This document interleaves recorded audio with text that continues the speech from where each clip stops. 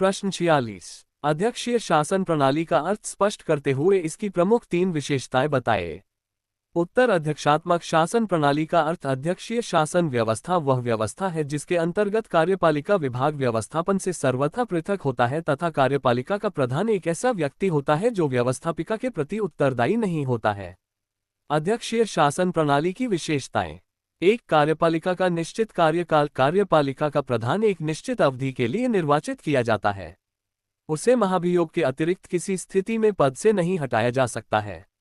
2। कार्यपालिका और व्यवस्थापिका का पृथक्करण। इसमें कार्यपालिका तथा व्यवस्थापिका एक दूसरे से स्वतंत्र होते हैं।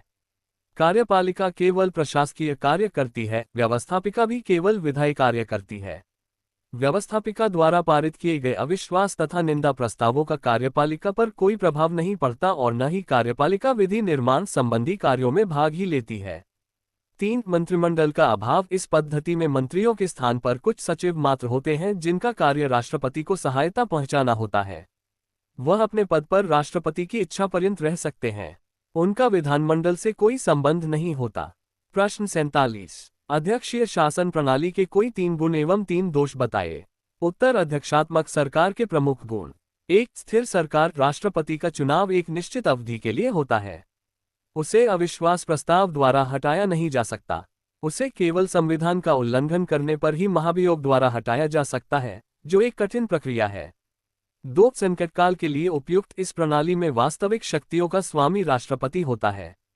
वह युद्धकाल में अथवा संकटकाल में अपने सचिवों से परामर्श कर शीघ्रातिशीघ्र निर्णय कर लेता है। इस प्रकार वह युद्धकाल तथा संकटकाल का सामना सरलतापूर्वक कर सकता है।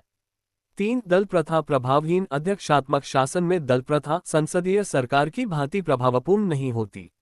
एक बार निर्वाचित होने के पश्चात राष्ट्रपति संसद के बहुमत पर निर्भर नहीं होता। अध्यक्षात्मक प्रणाली के प्रमुख दोष। 1। कार्यपालिका और विधानमंडल में सहयोग का अभाव। कार्यपालिका व्यवस्थापिका के प्रति उत्तरदायी नहीं होती अथवा कभी कभी कार्यपालिका तथा विधानमंडल में असहयोग हो जाता है। उस समय राष्ट्रपति की स्वीकृति प्राप्त करने अथवा विदेशी सहायता का कार्यक्रम स्वीकृत करवाने में विभिन्न असुविधाओं का सामना करना पड़ता है। 2। राष्ट्रपति की तानाशाही। इस प्रणाली में राष्ट्रपति के हाथों में समस्त शक्तियों कार्यपालिका, वित्तीय और कानूनी शक्तियों का केंद्रीकरण हो जाता है, अतः वह अनेक मामलों में स्वेच्छाचारिता कर सकता है।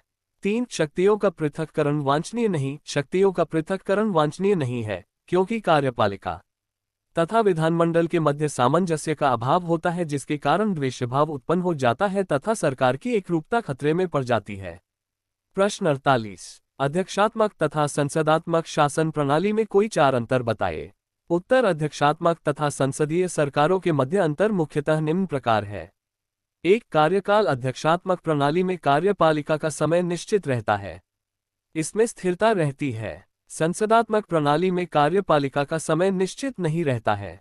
2। संबंध। अध्यक्षात्मक सरकार में कार्यपालिका तथा व्यवस्थापिका के मध्य संबंध नहीं होता, शक्तियों का पृथक्करण होता है।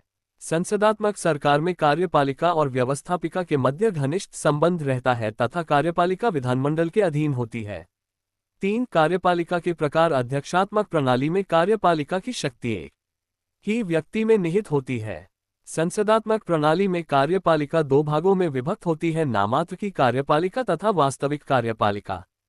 4। मंत्रियों की स्थिति। अध्यक्षात्मक प्रणाली में मंत्रियों की स्थिति दुर्बल होती है, उनकी स्थिति केवल एक हाँ में हाँ मिलाने वाले की ही होती है, जबकि संसदात्मक प्रणाली में मंत्रियों की स्थिति महत्वपूर्ण होती है। प्रश्न 49। एकात्मक एवं संघात्मक शासन प्रणाली को परिभाषित कीजिए। उत्तर। एकात्मक शासन प्रणाली। एकात्मक राज्य वह राज्य होता है जिसमें केंद्रीय अथवा राष्ट्रीय सरकार सर्वोच्च एवं शक्ति संपन्न होती है। इसी का निर्णय अंतिम निर्णय माना जाता है। डॉक्टर फाइना के अनुसार एकात्मक सरकार वह है जिसमें सब शक्तियां व अधिकार केंद्र के पास होते हैं, जिसकी इच्छा व जिसके प्रतिनिधि वैधानिक रूप में सर्वशक्तिमान होते हैं। डायसी के अनुसार एक केंद्रीय शक्ति द्वारा सर्वोच्च शक्ति का प्रयोग किया जाना एकात्मक शासन कहलाता है। संघात्मक शासन प्रणाली। संवैधानिक दृष्टिकोण के अनुसार संघात्मक शासन का तात्पर्य एक ऐसे शासन से होता है जिसमें संविधान द्वारा ही केंद्रीय सरकार और इकाइयों की सरकार के मध्य शक्ति विभाजन कर दिया जाता है और ऐसा प्रबंध कर दिया जाता है कि इन दोनों पक्षों में से कोई अकेला पक्ष इस शक्ति विभाजन में परिवर्तन न कर सके। डायसी के शब्दों में संघात्मक सरकार वह योजना है जिसका उद्देश्य राष्ट्रीय एकता तथा राज्यों के अधिकारों में सामंजस्य उत्पन्न करना है। फ्रीमैन के शब्दों में संघात्मक शासन वह है जो दूसरे राष्ट्रों के साथ संबंध में एक राज्य के समान हो, लेकिन आंतरिक शासन की दृष्टि से वह अनेक राज्यों का योग हो। इस प्रकार जब दो या दो से अधिक स्वतंत्र राज्य एक नया राज्य बनाकर उसे प्रभुसत्ता का एक भाग देने पर सहमति प्रकट कर दे तब संघीय सरकार की स्थापना होती है।